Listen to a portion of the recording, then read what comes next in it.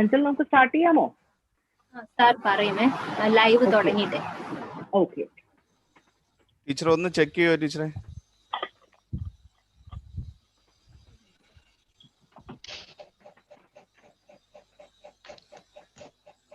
ടീച്ചറെ വന്നിട്ടുണ്ടേ. Okay, okay.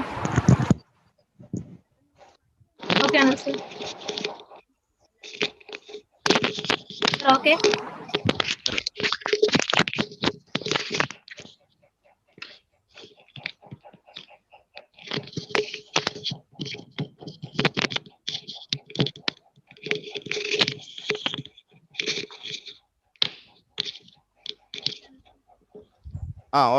teacher. A warm good morning to respected all in the web conferencing and dear students.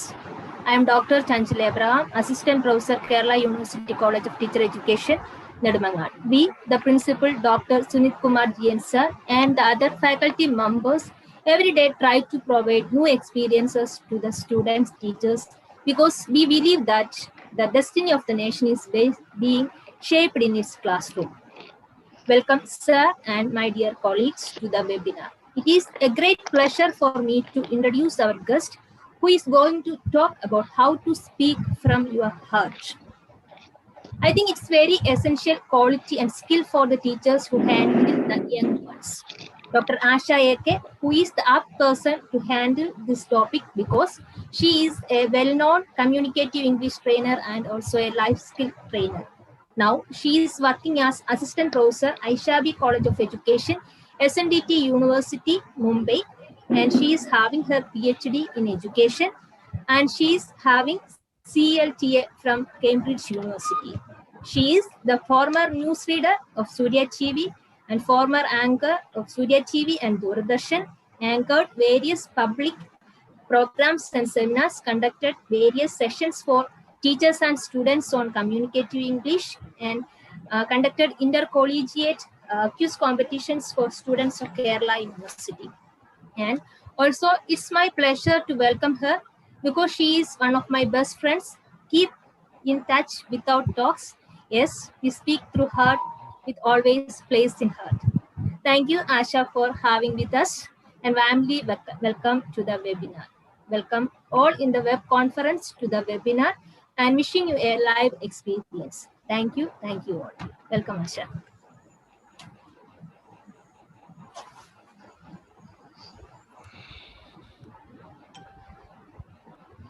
During the Second World War, Britain was on the verge of failure. The soldiers were tired, demotivated, and hopeless.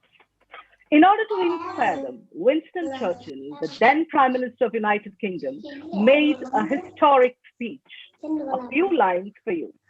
We shall fight in France. We shall fight on the seas and oceans. We shall fight with growing confidence and growing strength in the air. We shall defend our island, whatever the coast may be. We shall fight on the beaches. We shall fight on the landing grounds. We shall fight in the fields and in the streets. This inspiring speech motivated the tired soldiers, thus paving way to Britain's victory. Friends, this is the power of speech. This is the magic of language. Inspire, connect, and motivate. Speak from the heart and speak to the heart. I'm sure all of you are excellent teachers. You prepare your lessons, you practice them, and you teach them. But when you're asked to give a speech in the college on the occasion, in the stage, in front of your principal, your management, guests, other students, friends, and teachers, how many of you feel confident? The speech is in English, and if you're asked to give an extempore speech, can you do it? If you can, you are a confident speaker. But majority of us hesitate when it comes to public speaking. Trust me, it's not our fault, and we are not alone in this. There are millions who are afraid of public speaking. Many famous orators and speakers had a day where they dreaded speaking in front of people. Napoleon once said, it's easy to win a war, but difficult to speak in public. Dale Carnegie is the author of the world famous book on public speaking, The Quick and Easy Way to Practice Speaking. It explains the modern techniques for dynamic communication. His courses in effective speaking were highly successful. He produced orators and platform giants of the silver-tongued variety. In his book, Dale Carnegie explains why people join his classes. He summarizes their problems. I quote, "When I'm called upon to stand and speak, I become so self-conscious, so frightened that I can't think clearly, can't concentrate, can't remember what I intended to say. I want to gain self-confidence, poise, and the ability to think on my feet. I want to get my thoughts together in logical order, and I want to be able to talk clearly and convincingly before a business or social group." Unquote. So Dale Carnegie summarizes our problems in these lines. And he is making us confident by telling us some important facts about people, that you are not unique in your fear of public speaking. There are millions behind you, millions with you who dread speaking in public. Stage fright, to an extent, helps. It makes us tense, it gives us tension, it makes us alert, it helps us prepare and practice more, be agile. Many professional speakers still have stage fright. Even before giving a speech, I feel that my heartbeat is increasing, my fingers are very cold, I have a tension. But the moment I start speaking, I even forget the fact that I had a tension. If you can forget it once you start your speaking, you are a confident speaker. Otherwise, you need more practice and preparation. The main reason for your fear of public speaking is that you are unaccustomed to public speaking, which means you need to grab the opportunities, practice, practice, practice, and be a confident speaker. So Dale Carnegie has given us some cardinal rules as a quick and easy way to learn to speak in public. Speak about something you have earned the right to talk about through experience or study. Tell us what life has taught you. Tell us the topics in your background. Tell us about your childhood experiences, be it good or bad, any memorable events in your life, any incidents about your upbringing, your hobbies, your recreation activities, your areas of knowledge or expertise. When we share things about which we have a thorough knowledge, we become more confident. We can speak from our heart because it's our own experience that is the power. And second, be sure you are excited about the subject. You should know the subject well. You should be passionate about the subject. You should be active about the subject. You should be enthusiastic about the subject. And the third point is be eager to share your talk with your listeners. Make sure your listeners feel what you feel. They agree with your point of view. They enjoy and relive the experience with you. That is very, very important. I can see some lines in the, yeah, could you please avoid it? Thank you so much. Yeah. Now, so before delivering a speech, what is the most important requisite? Can I get some answers in the chat box? Before delivering a speech, what is the important requisite? What you should do before a speech? Any answers? Yes, you should prepare your speech. And how do you prepare your speech? You have to ask some questions to yourselves and find answers to that before you are delivering your speech. What is the topic? Frame the title using beautiful and simple and striking words. How much time do I get? Is it 5 minutes, 30 minutes, 45 minutes, 1 hour? Prepare in accordance with it. Who are my audience? Are they my students, teachers, colleagues, team, superiors? Are they a mixed group? Are they hostile towards me? Are they friendly? Prepare in accordance with it.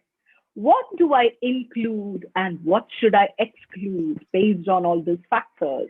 Which examples should I select and which one should I avoid for this particular group? What are the key points or main points? Make sure you have 2 or 3 main points depending on the time you get. And what are the sub points? Under each main point, you should ensure that we have sub points under it. What are my examples? Are my examples adequate? Are they appropriate? Can I explain it properly? What are my illustrations? What do you mean by an illustration? Illustration is an example, an anecdote, which we use to explain, clarify, or justify a point. Analogy, illustration, stories, and examples are powerful ways to punch up your speech. They can stir the emotions. They can conquer the heart. Analyze your environment before your speech. Venue. Where is the venue? How far is it from my place? How about the transportation? How do I plan my time to reach the venue before time? In the current scenario, is it online or offline? Then, if it is online, what's the platform? Is it Zoom, Google Meet, WebEx, Blue Button, Teams? Am I familiar with them? About my organizers. Who are my organizers? Is it a school, college, an NGO, or am I attending a public function? If it is online, will they share the PowerPoint for me or should I share it? You have to make sure all those things before you begin your speech. Otherwise, you fumble on the stage. Occasion. On which occasion am I going to give the speech? Is it going to be an informative talk? Is it a part of a lecture series? Or should I merely entertain the audience for some time? What is the time? Is it morning at 10 or 11 a.m. when all of us are fresh and active? Are you fresh and energetic? Can I get some yes in the chat box? Are you fresh and active and energetic and ready to listen? Can I get some yes in the chat box? It inspires me as well. Oh, is the time after 12 noon when we are hungry? Is it afternoon when we feel sleepy after a heavy lunch? Or in the evening? The time is important. And how much time do I get? The timing of the speech is also important. And the time we get for the speech is equally important to plan and prepare. Now, what about the other speakers? Am I the one and only speaker? If not, what is my turn in speaking? Who are the other speakers and what are their topics? We should do a research on all those factors. And about my audience. The audience is the king. They are the customers. They are the supreme. They are my boss. So I should know them. I should prepare the speech, customize it for them. Understanding audience. Yeah. Understanding audience is an acronym for audience analysis, understanding, demographic, interest, environment, needs, customize, and expectations. Analysis. Who are the recipients of my speech? How many of them are there for the speech? Understanding audience. What's the audience knowledge of the message? Are they familiar with the topic or is it completely new for them? Demographic. What's the average age, gender, educational level, occupation, sometimes even ethnic background, as far as a politician is concerned, religion, ethnic background, all those things come into impact. Politicians use these demographic factors very effectively in their speeches. And interest. Why are you here? What are your interests or investments in my message? There are two types of audiences. Voluntary audiences who are genuinely interested in attending and involuntary audiences who have come out of compulsion but with a closed heart. It's very, very difficult. They are notoriously hard to generate interest as well as to maintain their interest. You have to make intense preparation and effort to ensure that you touch their heart. Now, the needs of the audience. What information does your audience need? What are the needs of the audience and the organizers? Before delivering the speech, I have consulted your teacher, Dr. Chandral, and she has told me that the college wants a class in the medium of English. on this particular topic on communication and on public speaking, and it should be limited within 1 hour. So there are certain needs set by the organizers. So based on that, I have to prepare my speech. I can see a lot of scribbling on my screen. Do it in the chat box, please, so that the screen becomes clean and visible to everyone. Expectation. This is another point which I would like to say. Don't fiddle with your fingers as a public speaker. Avoid fiddling, fidgeting with your fingers. Expectation. Before that, let's go to customize. How do you adjust your message to your audience? I collect a lot of materials for the webinar. I read a lot, I prepared a lot, but based on what Chantal teacher has told me, I have customized my speech for you. Customization of your speech is essential. An expectation. What is the expectation of your audience? Have an answer and prepare your speech. And while we are delivering our speech, we should be aware of the appearance and personality. The appearance and personality is very, very important. If you could mute your audience, right? I think it is Niranjana's side. Niranjana, could you please mute? Thank you so much, Niranjana. Please mute. Yeah. So make sure that you are aware of your appearance and personality, your body language and gestures and movements. What do you mean by body language? The non-verbal signals that you use to communicate your feelings, your posture, your facial expressions, your gestures. So what we are supposed to do? There are certain negative signs and positive signs which we give. Negative signs: staring, rubbing your nose, hiding your palms, yawning, fidgeting with your fingers, looking at the watch or looking at the door. All those are negative body language signs which we should avoid. And positive signs are relaxed posture, sit straight or stand straight, maintain eye contact with people, have a smile on your face. All of you smile, please. Have a smile on your face and note in agreement, paying attention. Appropriate hand movements. Never ever point a finger at someone because it's an insulting gesture. Make sure if you want to point at something, make sure you either use a pointer or a scale. Otherwise, make sure you use your hands in this pattern, not single finger and pointing at someone. So that's a negative body language which we can avoid. And second comes eye contact. Your eyes reveal who you are. Speak looking at the eyes of the people. Dale Carnegie in his book gives us an interesting tip to improve our confidence. If you are a beginner of public speaking and you're too much diffident to speak on the stage, you become so nervous and tense. What are you supposed to do?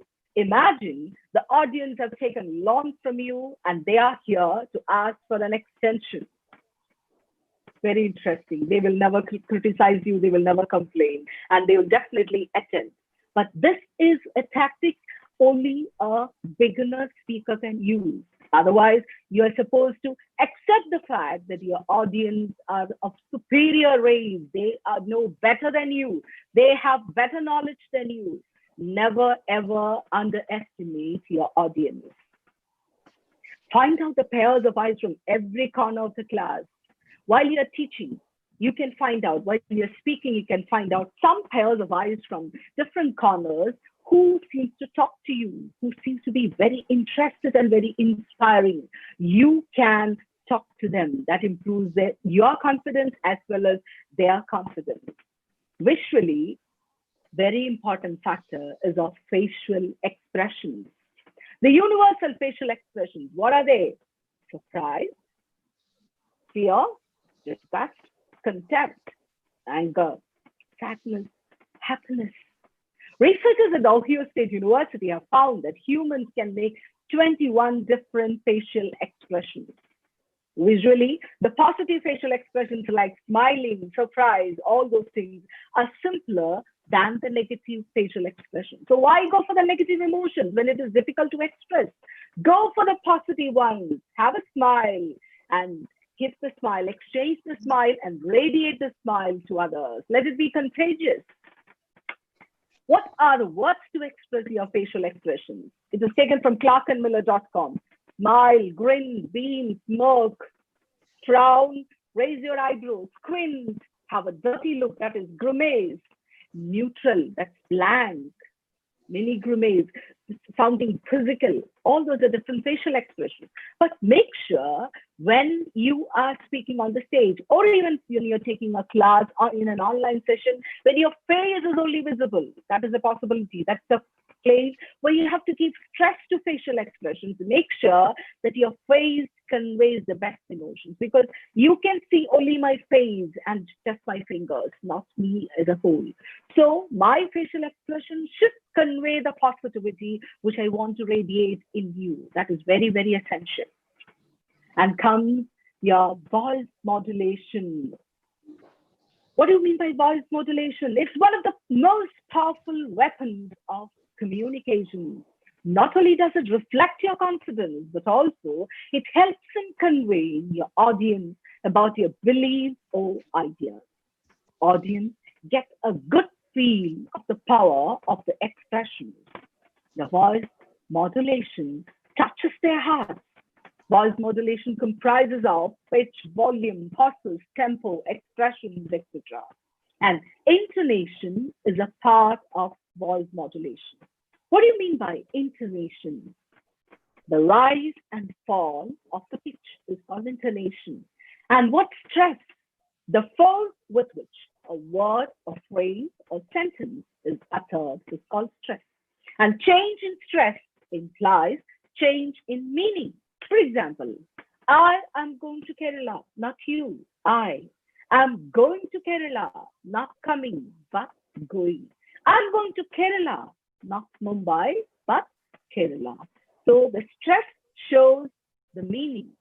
So make sure that you use stress adequately and appropriately in your communication. Rhythm. What's rhythm? The choice of words and the intonations we use help us in giving a rhythm to our speech. It becomes melodious to our ears. And what are pauses?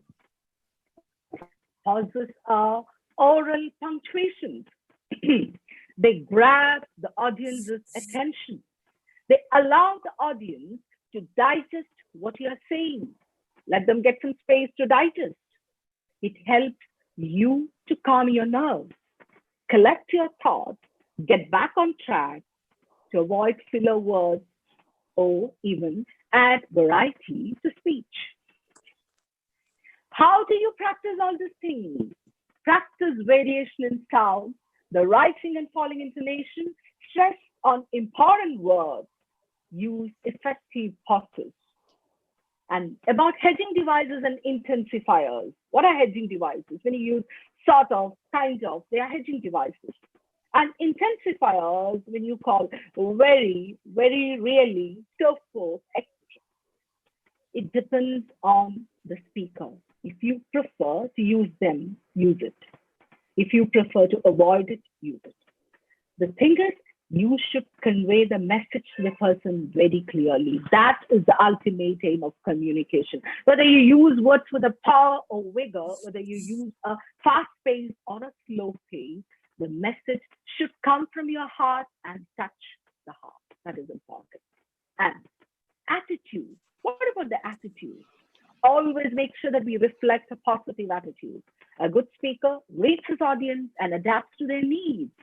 And she doesn't sidetrack. She doesn't abandon her aim. Pay attention to your audience. Show respect for their reactions. Take them into account and speak. Be positive. Be friendly and be interactive. Be humble. Don't boast the audience. The audience resent your show off. So make sure that you're humble and down to earth, and that helps you a lot. Regarding the most important thing, your attire, it's your power dressing. Let me tell you very honestly, your dressing is to be decided by you. What makes you feel confident is your attire for the day. You can have makeup, but minimal makeup. You can have jewelry, minimal jewelry. You wear accessories. Wear a dress that makes you feel that you're looking good. Choose a color, choose a print, whatever be it. When you are wearing it and looking at the mirror, you should say, yeah, I'm looking good. I'm confident. That boosts your confidence and that controls always. It's not expensive clothes that attract us always, but make sure we are clean and crisp when you're dressing. Wash your face, comb your hair, wear a clean dress, make sure that you smell nice. Even in an online setup, that is important because you should feel confident and comfortable with you. That's very, very important, not the cost or the accessories.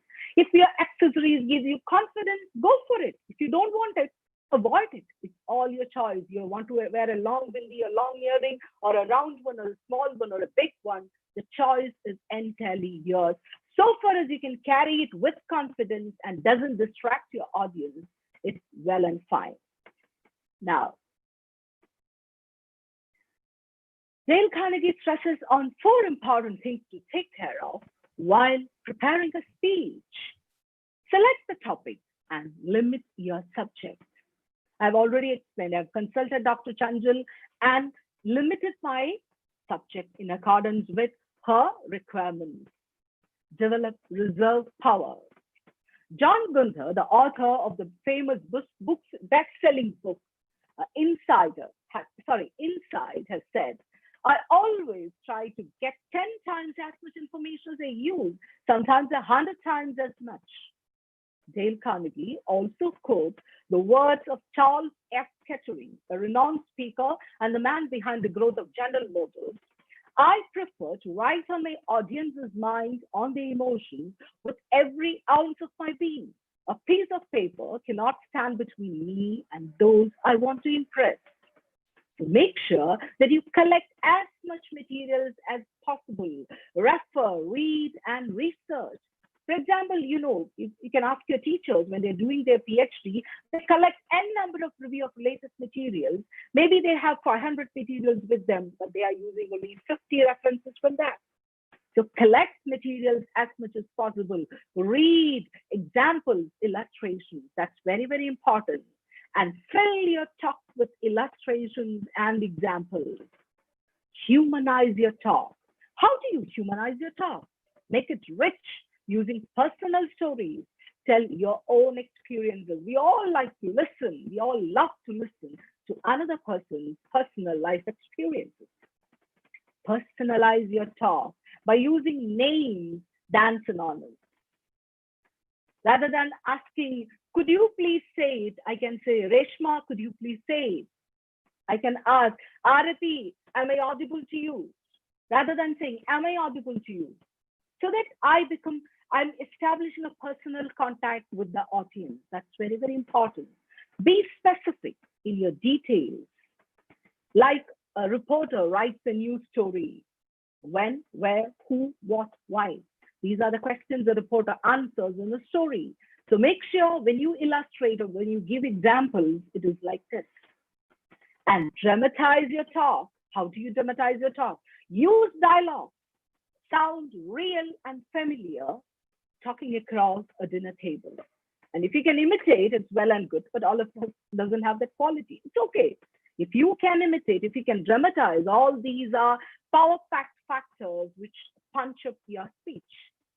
Visualize your talk.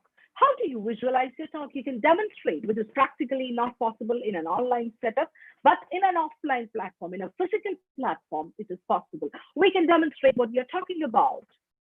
The dramatization gives an interest. It retains the interest of the audience as well. And make sure he also asks us to use concrete, familiar words that create pictures. I would like to quote Dale Carnegie once again here. Pictures, pictures, pictures. They're as free as the air you breathe. Sprinkle them through your talk, your conversation, and you will be more entertaining, more influential. Bible and Shakespeare gives us a lot of picturesque descriptions, like similes, lie as a fox, dead as a doornail, hard as a rock, flat as a pancake. A picture building phrase from Shakespeare. To paint the lily, to gild refined gold, to throw perfume on the violet. Always, the former president of America Abraham Lincoln used visual terminology. Objecting to red tape reports that came to his desk in the White House, once he said, "When I sent a man to buy a horse, I don't want to be told how many hairs the horse has in his tail. I wished only to know its points." I believe many of you might have imagined a horse, visualized a horse and its tail and the hairs in its tail. So that is the power of visual terminology. And while we are delivering our speech, we have to make sure that we are captivating the interest of the audience. How can we captivate the interest of the audience? By using short and striking things, short words, which are easy to follow and understand, short sentences, which are easy for the speaker and the audience. They have more power and impact, but ensure that your audience can follow them comfortably. That's very, very important. Add variety to your sentences. That is okay. But the ultimate purpose of using a sentence or a word or a phrase or an idiom is that it conveys the message to the audience clearly. Use short paragraphs, one idea in one paragraph. Use a striking language. How should your language be? Let it be simple, but make sure it's clear and it's distinct. The language which is appropriate for the speaker, the language which is appropriate for the pattern of speaking, and the language which is appropriate for the specific audience which you are addressing. All these are very, very important in your speech. And what about humor? A very striking quality and an essential requirement in speech. Recently, I have read an interesting WhatsApp message on, let me just take it. I have read an interesting WhatsApp message on Churchill's humor. During World War II, a man was arrested in London for calling Winston Churchill, the then Prime Minister of UK, a fool. The next day, in the House of Commons, the opposition members were ready to roast the government for this.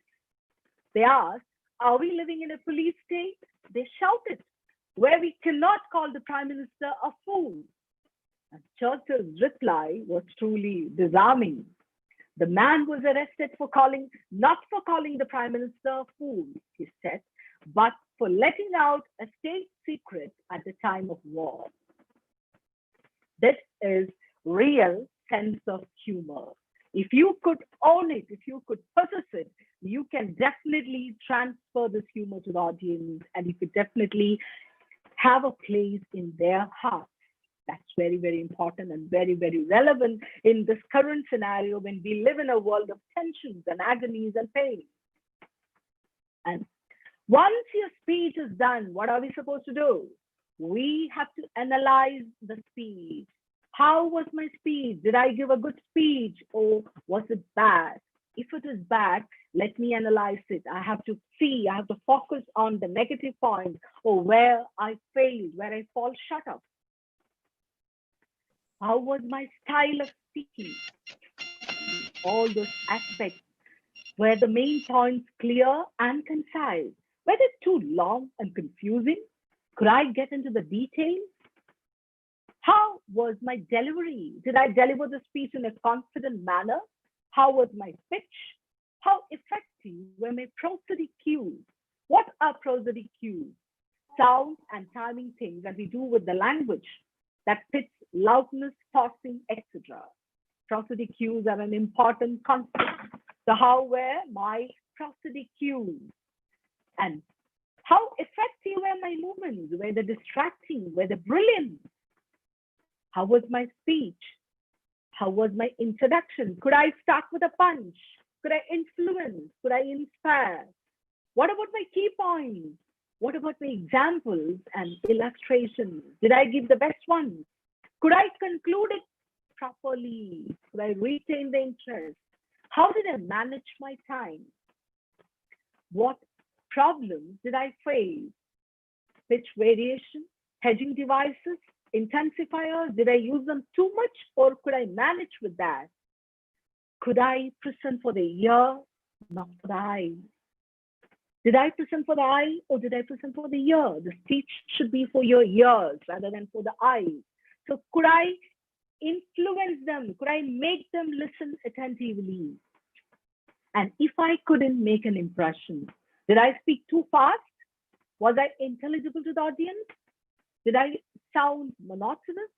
Were I inappropriate in my manners? What about my vocabulary or idioms? Were they adequate or inadequate, inappropriate or incorrect? Could I make an impact with my pace, the thoughts? Could I translate my thoughts into words properly? All these things should be taken care of. Assuming the audience had previous knowledge of my subject, and did I start from this level, but I'm supposed to start from this level? No, I should make sure that all these factors, I should analyze them. Were I audible? That is very, very important. If it is an online, I should ensure what about my quality of recording? Did I have any network issues? Were I addressing an uninterested group of audience? Were they hungry? Or am I afraid of making mistakes and they became very diffident? Did I stop in between? Did I make it incomplete? All those factors should be analyzed, which means ask questions, and write answers. If possible, write it down, note it down, and see where it went wrong. Analyze it. When you have a problem, what do? We have a remedial solution. What is the problem for this? We have to enrich ourselves. Once we find the problem, now our job is to enrich ourselves. And how do we enrich ourselves? Synonyms, idioms and phrases, proverbs, quotes, and tongue twisters. We can practice them. We can prepare them. We can be ready with them. Use of synonyms. Shall we do a small exercise? Can you give me synonyms for the word beautiful in the chat box? 2-3 words, quickly, please.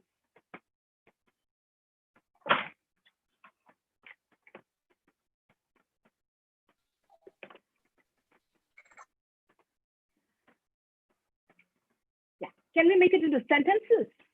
Gopika is a pretty lady. Ashwani is looking gorgeous. Anupama's handwriting is very attractive.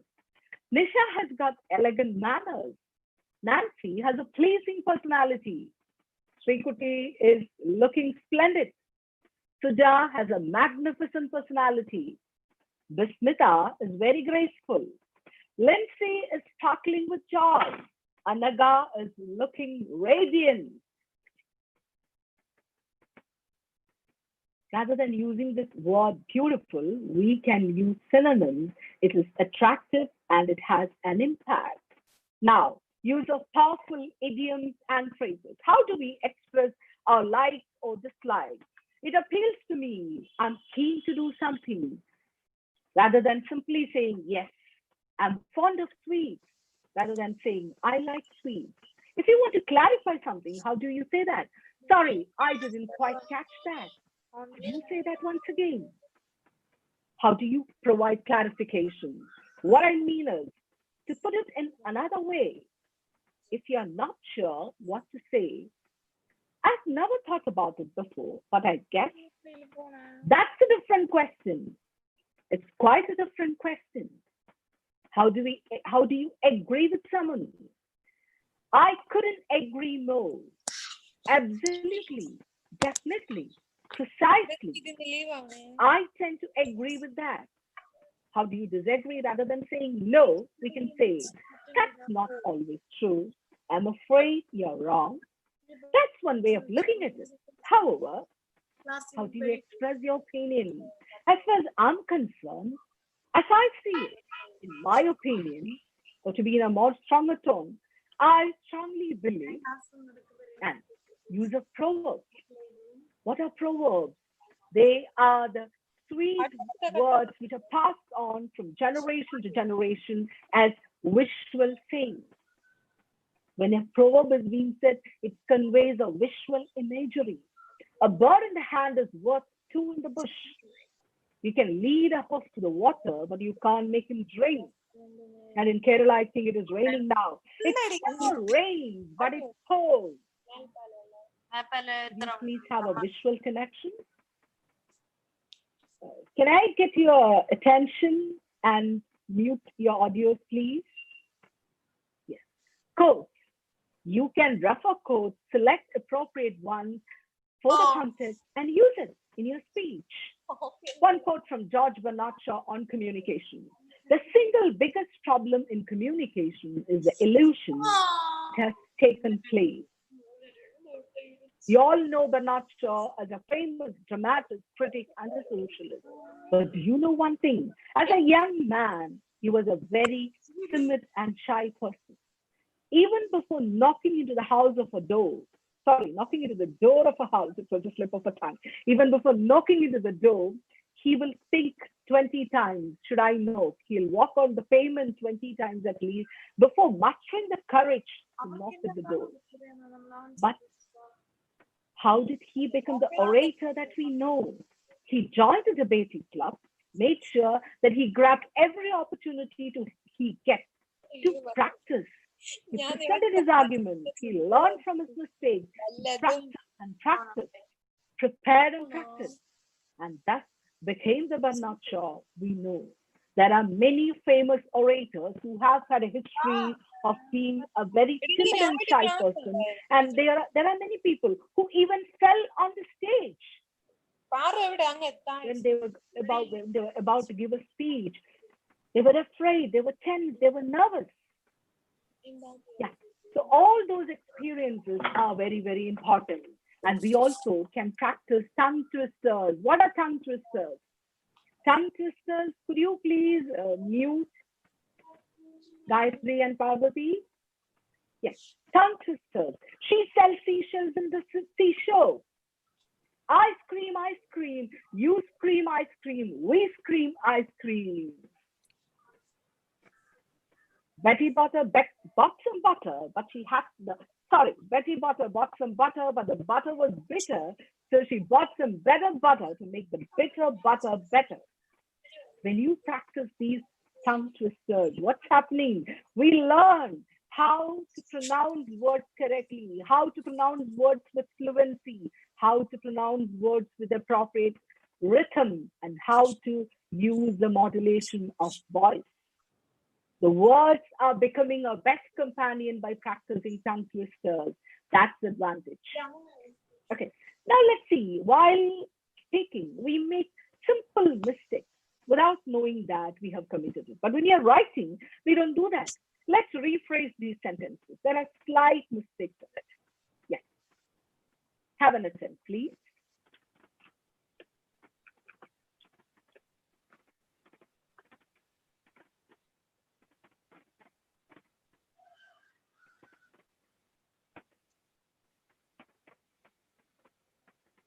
What's the first sentence? We have to be an expert in all the 4 skills. I want to tell you. I want to share with you. Go near the students. Teachers are here as participants. Don't panic. He called me a fool. Nobody can replicate another. Don't drive fast. I want to read it quickly. These are minor mistakes which we make in speaking. But once we correct these things, what are we supposed to do? Make sure that we don't repeat it. Learn it and don't repeat it. What are the various occasions where we need to give a speech?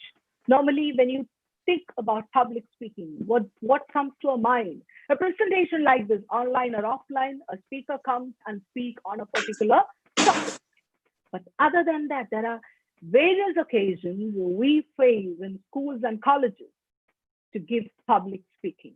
What are they? Vote of thanks, welcome speech, introducing a guest or a speaker, felicitations, presentation of a report or reflection of a seminar, or even congratulating someone.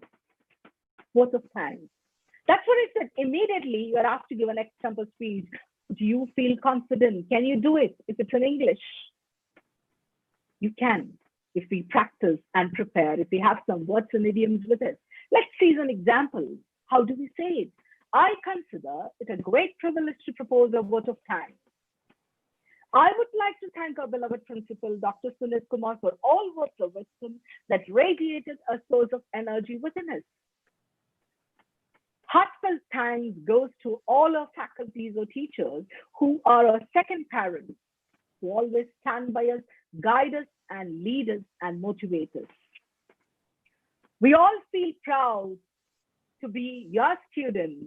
We all thank you for making us feel happy with your presence. So these are some of the examples, some of the words or idioms or phrases or sentences which we can incorporate in our speech to make it impressive. And welcome speech. How do you welcome? It's my pleasure to extend a cheerful welcome to all. It can be a warm welcome, cordial welcome, hearty welcome, cheerful welcome, or congenial welcome. On behalf of all my colleagues, I wish you all a convivial welcome. It's gratifying to look around and see so many familiar faces. That's a pleasing welcome to what I know is going to be a great function. You can use all those things in your speeches. It's available on the internet. You can refer and prepare. And how do you introduce a guest or how do you introduce a speaker? You're so special to everyone you know. You are one of a kind. You are the epitome of a good person. Your outlook on life is amazing. Some examples which we can use, some beautiful words, but don't go overboard while praising someone. That's something very, very important, which we have to remember. And felicitations. When do we give a felicitation? What do you mean by a felicitation? A felicitation is a speech which is given to praise someone or a function to someone's achievements or to give blessings to a program or a function. Make sure if you're felicitating an individual, make sure, or even if you're introducing a guest or a speaker, we have to be sure that we pronounce the name of the person correctly, provide a background of his or her achievement, be positive, but don't go overboard. Normally, felicitation speeches are just for 2 minutes. So let's avoid saying respected principal, dear friends, and the name of each and every person. I'm going to give you a small insight on the life of so and so. Cut it. Straight away, get into the matter. Just address the crowd. One good morning is more than enough. And straight away speak about the person because your time is only 2 minutes. Don't waste it. Utilize the time that you get for all these speeches in a very effective manner by cutting short, by editing all the unnecessary miscellaneous words or phrases which we are generally using in our speeches. And make sure that we get into the crux of the matter. Be simple, straightforward, and precise.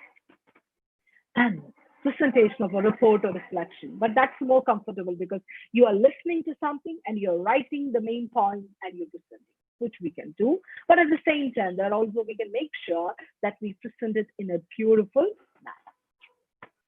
Try to organize the points in a systematic manner and present them on the stage. And how do you congratulate someone? In your college, you have an opportunity to congratulate. What's that? Your teacher, Dr. Chandral, has been awarded with PhD recently. So normally what happens in the college, we organize a small function to congratulate her. So how do you congratulate?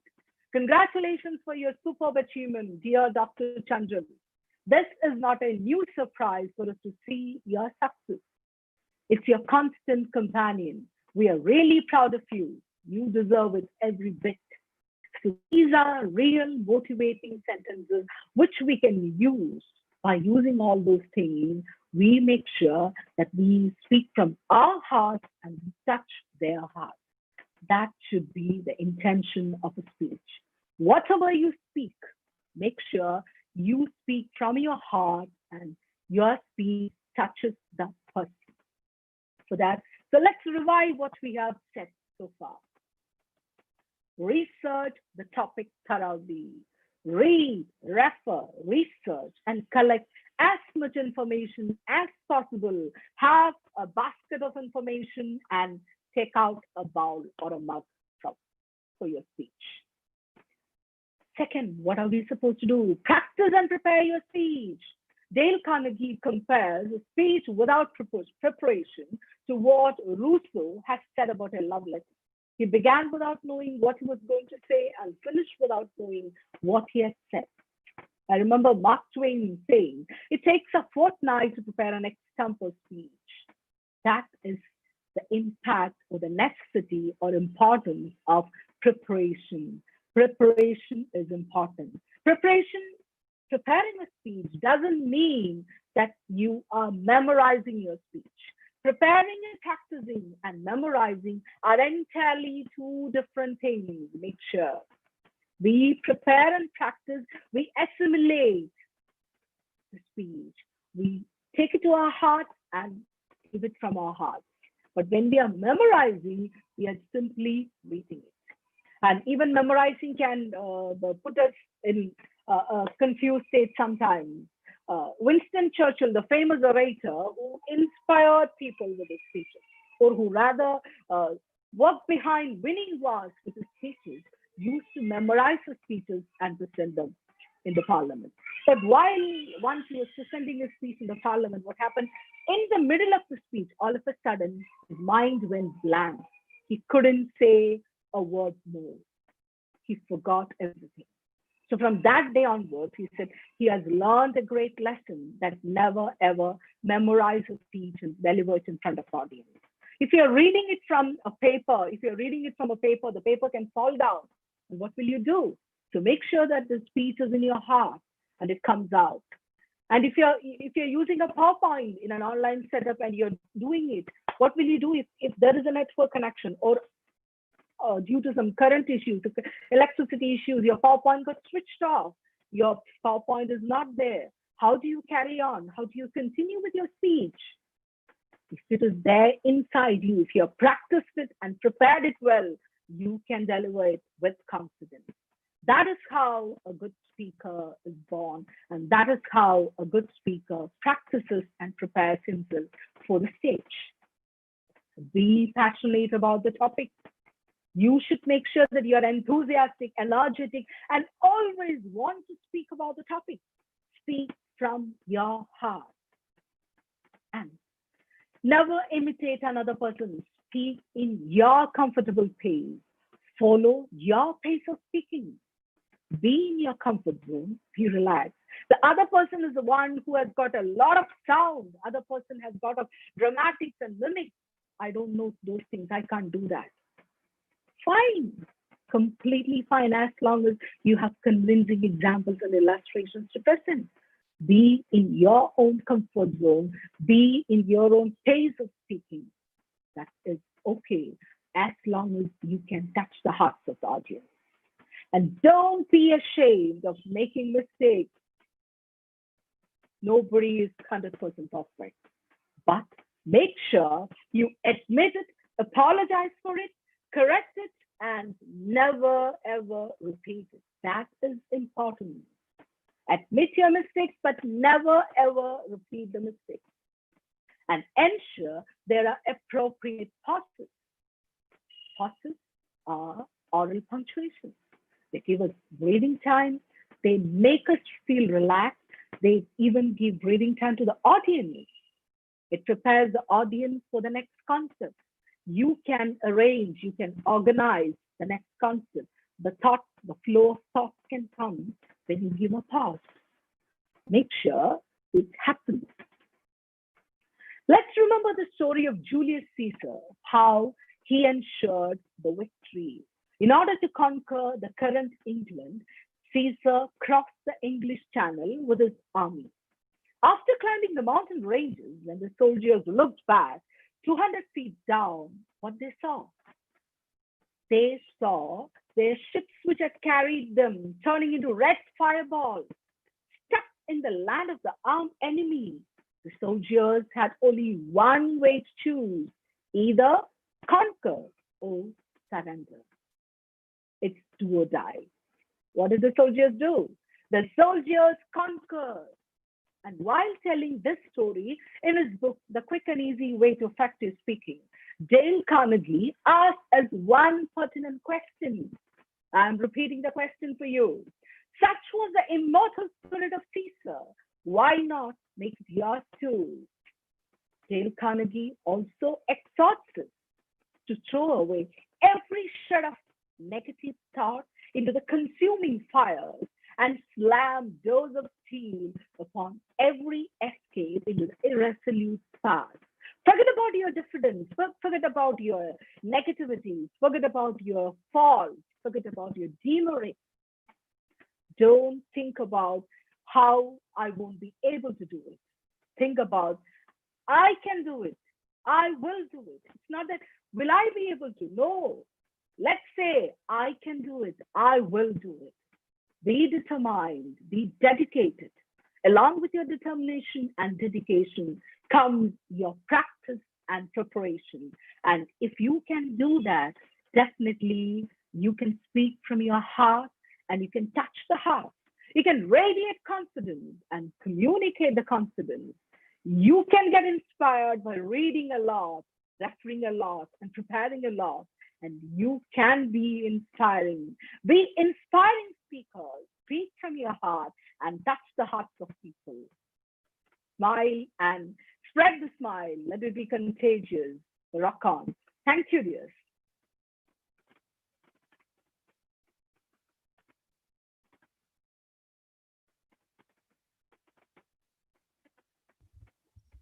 Chanchal teacher, please unmute your mic.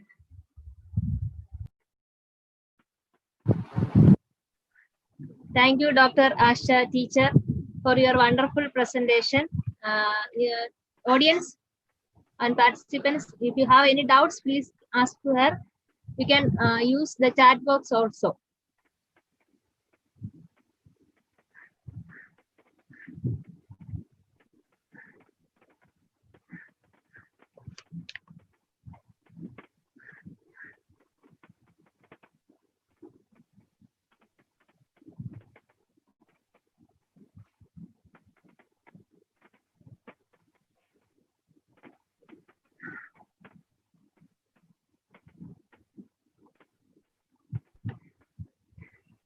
No doubts?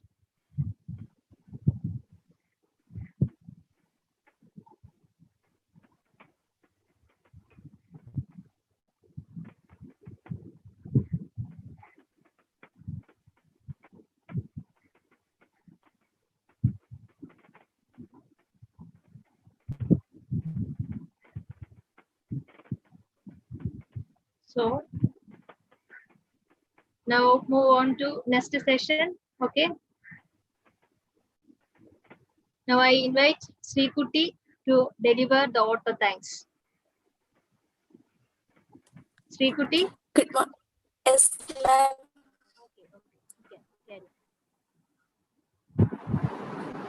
Good morning, one and all. Here we comes to the end of our webinar. I, Srikudi from KUCT Nedapangad, glad to be here to deliver the art of thanks for this webinar. The webinar entitled Speak from the Heart was very interactive and informative one. I express my sincere gratitude to our resource person, Dr. Asha ma'am. She handled this section systematically and the entire section was very useful to us. Thank you, ma'am. Thanks a lot for making this even more beautiful. I extend my thanks to our respected principal, Dr. Sunit Kumar sir, for his valuable support and for motivating us to conducting this webinar. Also thankful to KUCT Nedabanga team for their precious support. Then I like to thank our respected teacher, Dr. Chanchal Abraham ma'am, for conducting this webinar. I am very glad and thankful to all participants for their valuable presence and support, which is highly appreciated. Thank you all, hoping the same response from your side for our future webinars too. Once again, thanks to all. Thank you.